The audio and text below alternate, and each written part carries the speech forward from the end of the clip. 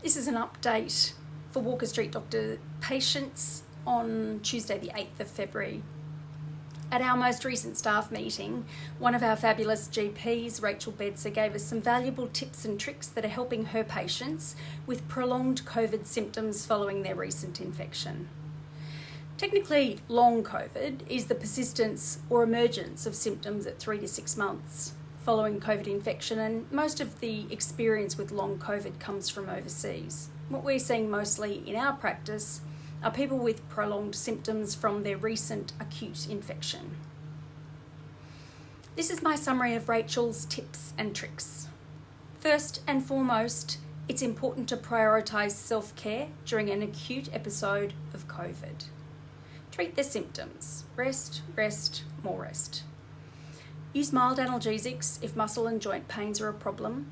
Use paracetamol and/or ibuprofen for fever. Adequately hydrate with fluids and coconut water or hydrolyte if diarrhea is a significant symptom. Talk to us if you've got a tight chest and we can prescribe something for that. Talk to us about any secondary infections such as worsening sore throat or more productive cough. Secondary bacterial infection may well require treatment with antibiotics. Ventilate the home and let fresh air in. Take some vitamin C in decent doses, like 4 or 5 grams daily, until gut tolerance. Consider vitamin C powder in a litre bottle of water and sip on it all day, because vitamin C mops up the oxidative stress of illness and of vaccination for that matter.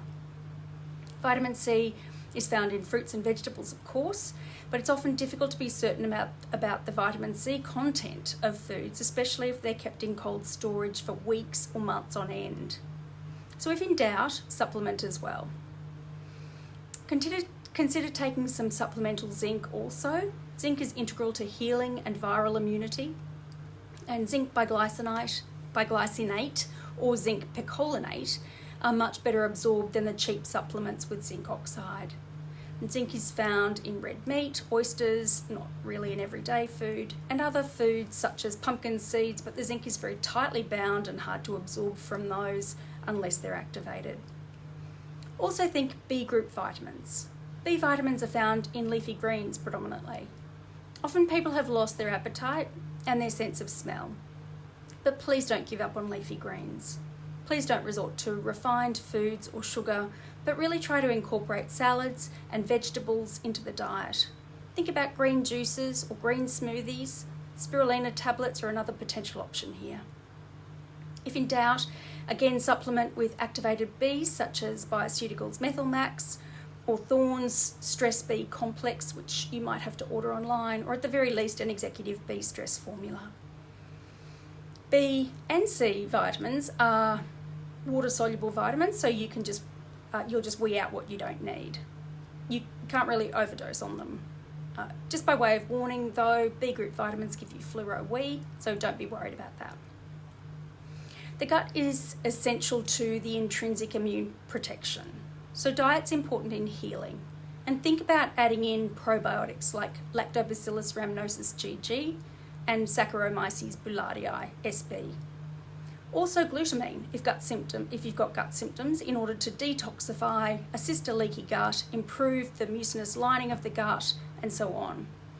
But the importance of promoting beneficial strains of bacteria in the gut rely on feeding them with fruits and vegetables and avoiding processed carbs and sugar.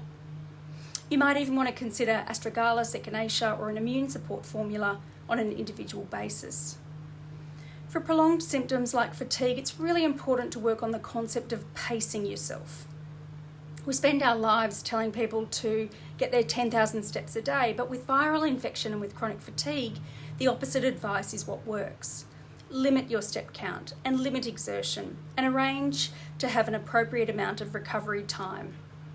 We find that concrete guidelines are helpful for the worker patient and the employer to plan ahead for the coming 3-week cycle.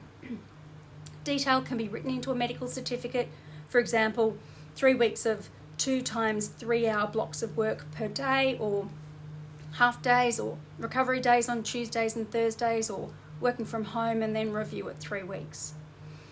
Each workplace and industry will look different in terms of what's achievable in the graded return to work. I would also say the same for the return to high-level sport and high-intensity exercise, that it should be graded, it should allow for adequate recovery time and gradually increase in the volume and the intensity of training according to symptoms, and being prepared to decrease the volume and intensity if required. Rachel recommends forest bathing. I love that phrase. That is going to some sort of green space.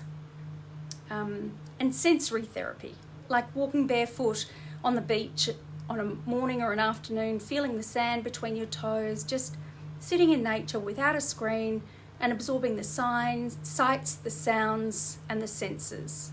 And that can be very therapeutic indeed in the recovery process.